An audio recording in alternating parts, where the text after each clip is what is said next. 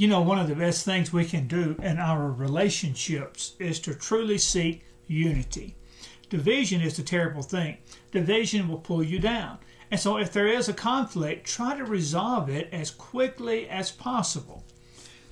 In Luke chapter 11 and verse 17, but he, knowing their thoughts, said to them, every kingdom divided against itself is brought to desolation, and a house divided against a house falls.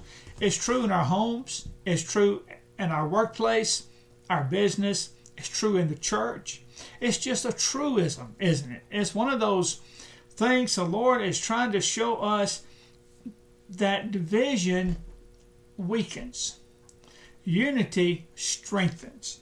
And all through the scriptures, Jesus pleads for unity. In fact, the night he was betrayed, he was praying for his disciples and then for us that we might be one.